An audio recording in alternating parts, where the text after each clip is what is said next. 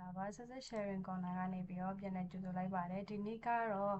AutoCAD Basic Lesson အနေနဲ့ plan ပုံကိုစပြီးတော့ဆွဲပြမှာဖြစ်ပါတယ်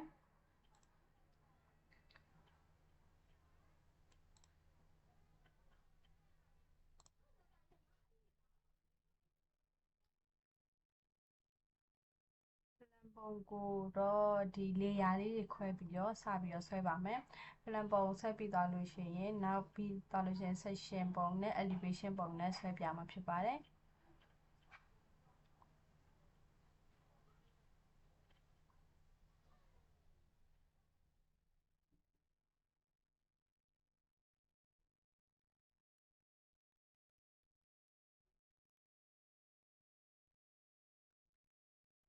အခုဒီ layer ဆွဲမယ်ဆိုလို့ရှိရင်ကျွန်တော်တို့ layer property manager box ကိုခေါ်ရမယ် layer property manager box ကိုခေါ်ဖို့အတွက် command လေးက layer ဆိုပြီးတော့ရိုက်ထည့်မယ်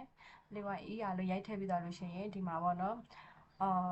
အစတော့ကဒီကျွန်တော်လုပ်ထားတဲ့ grid line layer ရှိတယ် column layer နှစ်ခုရှိတယ်ပေါ့နော်ဒီဟာတွေယူမသုံးဘဲနဲ့ကျွန်တော်အသစ်ခေါ်မယ် layer အသစ်ခေါ်မယ် layer အသစ်ခေါ်ဖို့အတွက်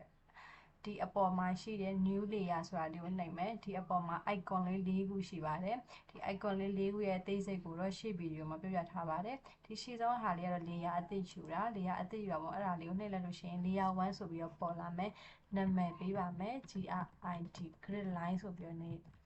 နာမည်ပေးပါမယ်ပြီးရင် grid line ဆိုပြီးတော့ grid line နဲ့ပတ်သက်တဲ့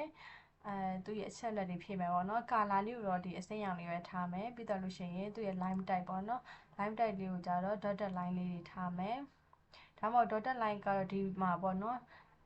line type ထဲမှာ select line type ဆိုတဲ့ box လေးရှိတယ် box လေးထဲမှာ line type ကတော့2မျိုးပဲရှိနေတယ်အဲ့2မျိုးအပြင်ကိုမှတခြား line type တွေထပ်သုံးချင်တယ်ဆိုလို့ရှိရင်တော့ log ဆိုတာကိုထည့်ပြီးတော့ယူပေးမယ်ယူပြီးသွားလို့ရှိရင်ကျွန်တော်တို့ဒီမှာကိုလိုချင်တဲ့ line type ကို select ပေးမယ်ဆက်လက်ပေးပြီးတော့ okay ကိုနှိပ်မယ်ဒါဆိုလို့ရှိရင်ကိုယူလိုက်တဲ့ဟာလေးဒီထဲမှာပေါ်လာပြီ okay ပေါ်လာပြီဆိုလို့ရှိရင်ကိုလိုချင်တဲ့ဟာကိုဆက်လက်ပေးပြီးတော့ခါကြတော့ okay နှိပ်လိုက်လို့ရှိရင်ဒီမှာ line type တွေကပြောင်းသွားမယ်ဒါဆိုလို့ရှိရင် line weight ပေါ့နော် line weight ကတော့ကိုလောတဲ့ default 0.25 ကိုပဲထားမယ်ကိုထုချင်လို့ရှိရင်လည်းရတယ်မှိန်ချင်လို့ရှိရင်လည်းရတယ်ကိုလောတဲ့ default 0.25 ကိုပဲထားပါမယ်ဒါဆိုလို့ရှိရင်အရာရွေးပြီးသွားပြီ line type ရွေးပြီးသွားရင် line weight ရွေးပြီးသွားပြီဆိုလို့ရှိရင်နောက်ထပ် layer အသစ်တစ်ခုထပ်ခေါ်မယ်ပေါ့နော်ဒီ color တွေကတော့အရင်ပြောခဲ့တဲ့အတိုင်းပဲအဖြူပေါ်မှာစာရွက်အဖြူပေါ်မှာ print ထုတ်မယ်ဆိုလို့ရှိရင်တော့မှိန်တာတွေမှိန်တဲ့အရာတွေပန်းရောင်တွေအဝါရောင်တွေအစိမ်းဖြော်တွေအပြာအနုတွေထားလို့မရပါဘူးဘာလို့လဲဆိုတော့စာရွက်အဖြူပေါ်မှာဒီအယောင်တွေကမပေါ်ဘူးဒါမှမဟုတ်စာရွက်အဖြူပေါ်မှာမဟုတ်ဘူး AutoCAD နဲ့ပဲကြည့်မယ်ဆိုလို့ရှိရင်တော့ AutoCAD background အမဲပေါ်မှာဆိုလို့ရှိရင်တော့အမဲအယောင်တွေကထင်တယ်ဆိုတော့ကိစ္စမရှိဘူးဒါတော့ကိုကြိုက်သလိုရွေးချယ်လို့ရတယ်ပေါ့နော်အဓိကတော့အများအားဖြင့်စာရွက်နဲ့ပဲထုတ်တာများတဲ့အတွက်ကြောင့်အယောင်ရှင်းရှင်းလေးတွေကိုသုံးပေးပါမယ်အစိမ်းဆိုလို့ရှိရင်လည်းအစိမ်းရင်းရင်းအပြာဆိုလည်းအပြာရင်းရင်းအဲ့လိုသုံးပါမယ် okay grid line ပြီးတော့လို့ရှိရင်နောက်ထပ် column layer ခေါ်ပါမယ် layer အသစ်ခေါ်ပြီးတော့ column လို့နာမည်ပေးမယ်ပေးပြီးသားအယောင်ရွေးမယ်အခုဒီမှာ column ရှိပြီးသားကိုကျွန်တော် column လို့ထပ်ပေးလိုက်တဲ့အတွက်မရတာပေါ့နော်အဲ့ဒါနာမည်ကိုမတူအောင်ပေးရမယ်ကျွန်တော်ဒီရှိပြီးသားတွေမသုံးမနဲ့အသစ်ခေါ်ပြတာပေါ့နော်ရှိပြီးသားကိုပြန်သုံးချင်လည်းရတယ် column က line type ကတော့ continuous ပဲသုံးပါမယ် grid line မှာသုံးတဲ့အတိုင်းသုံးလို့မရပါဘူး okay ပြီးသွားရင်နောက်တစ်ခု column ပြီးသွားလို့ရှိရင် wall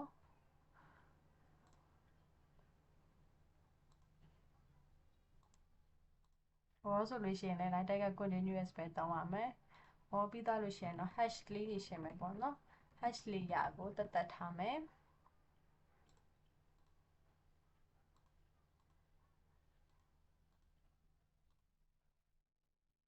ဒီကလည်း line type က continuous ပဲထားမယ်အခုတော့ဆယ်တော့ wall ပြီးသွားလို့ရှိရင် door window ပေါ့နော် door window လည်းထည့်ရမှာဆိုတော့ door window ဆိုပြီးတော့ layer တစ်ခုထည့်မယ်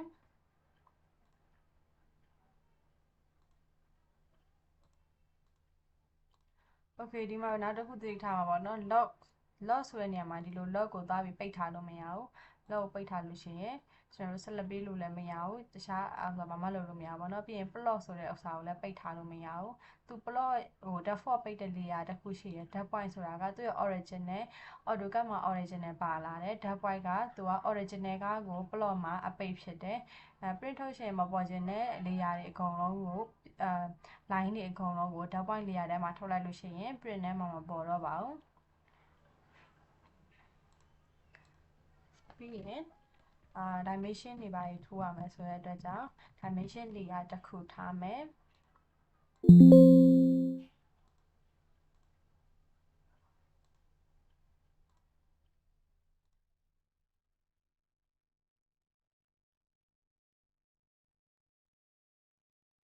dimension layer ပြီးသွားရင် dimension ပြီးရင် text တွေရေးရမယ် AutoCAD ထဲမှာ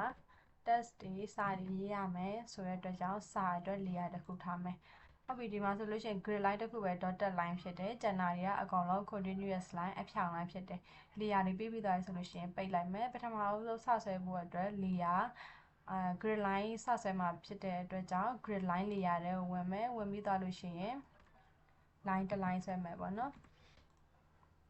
line ကို line တစ် line ဆွဲဖို့အတွက် command က l enter specify first point ပြီးရင် second point ကိုမချခင်မှာ50ပေဆိုပြီးတော့ရိုက်ပြီးတော့ enter ခောက်လို့ရှိရင်50ပေတစ် line ပြသွားမယ်ဒီ grid line ကသူကတော့ဒီတိုင်းနဲ့ကြည့်လို့ရှင်တော့အဖြောင် line ပေါ့နော်ဒီလိုချဲ့ပြီးကြည့်လိုက်မှာ grid line က dotted line နဲ့မြင်ရတယ်ဒါကြောင့်မို့လို့သူ့ကို scale ချဲ့မယ်ပေါ့နော် scale ချဲ့ခြင်းလို့ရှိရင် ch enter ဆိုပြီးရိုက်ထည့်မယ်ရိုက်ထည့်ပြီးသားလို့ရှိရင်ဒီ property box လေးကြာလာလို့ရှိရင် line type scale ဆိုတဲ့နေရာမှာ scale ကိုချဲ့မှာဖြစ်တဲ့အတွက်ကြောင့်30ပေါ့နော် scale ကို2ကနေပြီးတော့30ကိုရိုက်ထည့်လိုက်လို့ရှိရင်သူကချဲ့သွားမယ်ဒါမှအဆင်မပြေသေးဘူးဆိုလို့ရှိရင်နောက်တစ်ခါထပ်ရှင်းမယ်30ကနေပြီးတော့25လောက်ဆိုလို့ရှိရင်ပို့ပြီးတော့ချဲ့သွားမယ်ပေါ့နော် okay ပြီးတော့လို့ရှိရင် grid line တစ် line ဆွဲပြီးသားရင်နောက်ထပ် grid line တစ် line ကို copy ကူးမယ်အောက်ကို copy ကူးဖို့အတွက် command က co enter object ကို selectပြီး enter ပြီးရင်တနေရာမှာ click ချမယ် direction ပြမယ်အောက်ကိုသွားမှာဆိုလို့ရှိရင်အောက်ကိုပေါ့နော် direction ပြမယ်အပေါ်ဆိုလို့ရှိရင်အပေါ် mouse ကိုရွှေ့ပြီးတော့ direction ပြမယ်10ပြီး enter ပြီးရင်20ပြီး enter ပြီးရင်30ပြီး enter ပြီးလို့ရှိရင်35ပြီး enter ဆိုပြီးတော့အဲ့လိုရိုက်ထည့်လိုက်လို့ရှိရင်10ပြီးတစ် line စောနာရိုက်ထည့်သလို20ပြီးတစ် line 30ပြီးမှတစ် line 35ပြီးမှတစ် line ဆိုပြီးတော့ပေါ်သွားမယ်ဟုတ်ပြီပြီးသားလို့ရှိရင် line enter ဆိုပြီးတော့ဒီလိုမျိုးတစ် line ဆွဲမယ်ဒီ line type နဲ့ဒီ line type နဲ့scale ချင်းမတူတဲ့အတွက်ကြောင့် scale ကိုတူသွားအောင်လို့ကျွန်တော်တို့ mesh command လေးကိုသုံးမယ် mesh command ကိုသုံးဖို့အတွက် ma enter လို့ရိုက်ထည့်မယ်ရိုက်ထည့်ပြီးတော့ select source object ဆိုတော့ဒီနမူနာယူခြင်းတဲ့ဟာကို select ပေးမယ်ပြီးရင်ဖြစ်ရှင်တဲ့ဟာကိုနောက်တစ်ခါသွားပြီးတော့ click ပေးလိုက်လို့ရှိရင်သူကတူသွားမယ်ပေါ့နော်ဒါကတော့ mesh တွဲတာဖြစ်ပါတယ်mesh တွဲတာကိုပြန်လုပ်ပြပါမယ် line တစ် line ဆွဲမယ်တူကျင်တယ်ဆိုလို့ရှိရင် ma enter ငကိုရှိတဲ့ original သွားကို select ပေးတူကျင်တဲ့ကောင်ကိုသွားပြီးတော့ select ပေးဒီ line type လေးနှစ်ခုတူသွားအောင်လို့ select ပေးရဖြစ်ပါတယ် okay ဒါပြီးတော့လို့ရှိရင်ဒီ grid line လေးကို copy ကူးမယ် co enter select object enter direction ပြမယ်10ပြီး enter 20ပြီး enter 30ပြီး enter 40ပြီး enter ဆိုပြီးတော့ရိုက်ထည့်မယ်ရိုက်ထည့်ပြီးရင်ရိုက်ထည့်ပြီးသွားလို့ရှိရင်ကျွန်တော်တို့တရားကတော့10ပြီးမှတစ် line ကူးသွားမယ်20ပြီးမှတစ် line ကူးသွားမယ်30ပြီးမှတစ် line ကူးသွားမယ်ပြီးရင်40ပြီးမှတစ် line ကူးသွားမယ်ပေါ့နော်ဟုတ်ပြီဒါလို့ဆိုလို့ရှိရင် grid line ဆွဲပြီးသားလို့ရှိရင် grid line အလုံးလေးတွေဆွဲဖို့အတွက် cycle လေးဆွဲမယ် c enter ဆိုပြီးတော့ specify c enter ဆိုပြီး center point တစ် point ကို click တစ်ချက်ချမယ်ပြီးလို့ရှိရင်သူ့ရဲ့ချဲ့ပြီးသားလို့ရှိရင် specify radius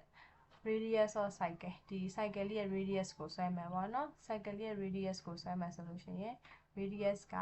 2ပေဆွဲမယ်ဆိုလို့ရှိရင်24 under ဆိုပြီးရိုက်ထည့်လိုက်မယ်ဒီမှာတစ်ခုသတိထားမှာကျွန်တော်တို့အခုဒီ grid line ရဲ့ layer နဲ့ဆွဲနေရပေါ့နော်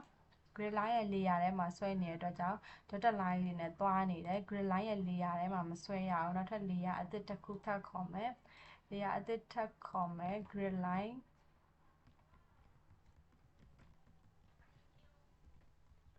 sample ပေါ့နော် grid line sample အတွက်ကသက်သက် layer ခေါ်ပေးရပါမယ် grid line နဲ့ line တိုက်ရှင်မတူတဲ့အတွက်ပါ continuous ပဲထားမယ်ပြီးရင်ဒီ line လေးကိုဆက်လက်ပေးမယ်ပြီးတော့လို့ရှိရင် grid line sample ဆိုတဲ့ထဲကိုထည့်မယ်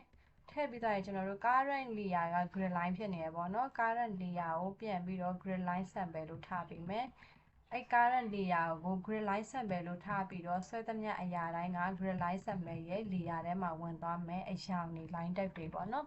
ဟုတ်ပြီဒါကို move ရွှေ့မယ်ပေါ့နော်ဒီအလုံးလေးကို m enter ပြီးရင် object ကိုဆက်လက်ပြီးပြီးတော့ base point ကင်မယ် base point ကကြိတ်တဲ့နေရာကင်လို့ရတယ်ကျွန်တော်ဒီနေရာကိုရွှေ့မှာဖြစ်တဲ့အတွက်ဒီအောက်လေးမှာကင်ပြီးတော့ဒီမှာသွားပြီးတော့ချလိုက်မယ်ဒါဆိုလို့ရှိရင်နောက်ထပ် grid line တစ်လုံးနောက်ထပ်အလုံးလေးတွေ copy လုပ်မယ်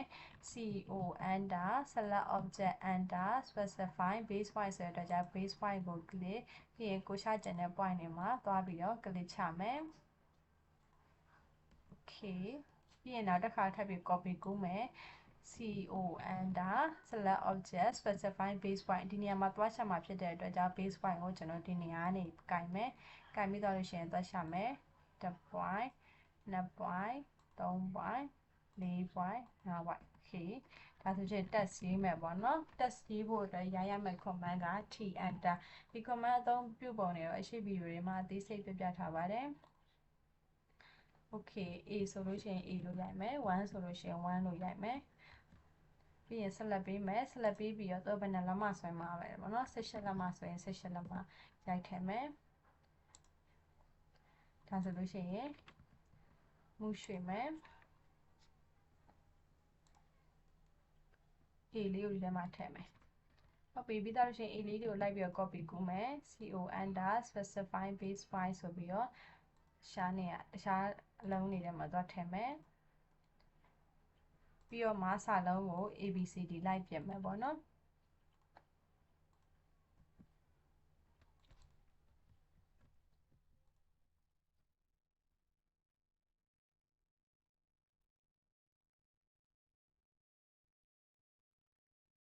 object ကိုဆက်လက်ပေးမယ် double click နှိပ်မယ် double click နှိပ်ပြီးတော့ဒါလေးကို left space နဲ့ဖြတ်လဲရတယ် c double click နှိပ်မယ်ဆက်လက်ပေးမယ်ဖြတ်မယ် d double click နှိပ်မယ်ဆက်လက်ပေးမယ်မဖြတ်ဘဲနဲ့ e လို့ရေးရင်လည်းရတယ် double click နှိပ်မယ်ဆက်လက်ပေးမယ်1 double click နှိပ်မယ်ဆက်လက်ပေးမယ်2 double click နှိပ်မယ်ဆက်လက်ပေးမယ်3 double click နှိပ်မယ်ဆက်လက်ပေးမယ်4 double click နှိပ်မယ်ဆက်လက်ပေးမယ်5 okay ဒါဆိုလို့ရှိရင် grid line ရပြီ grid line ရသွားလို့ရှိရင် grid line ရသွားပြီဆိုလို့ရှိရင်ဒါကတော့ grid line plan ပေါ့နော် grid line ရသွားပြီဆိုလို့ရှိရင်ကျွန်တော်တို့ဒီမှာ column လေးတွေဆွဲမယ်ပေါ့နော်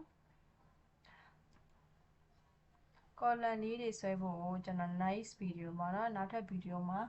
ပြပြပေးမယ်ဘာလို့လဲဆိုတော့ video အရင်ရှည်သွားလို့ရှိရင်လည်းကြည့်ရတာအဆင်မပြေမှာဆိုလို့ပေါ့နော် column နဲ့ wall နဲ့ကိုနောက်ထပ် video လေးမှာဆက်ပြီးတော့ကြည့်ပြီးတော့ဆက်ပြီးတော့ like လုပ်ကြမယ်နော်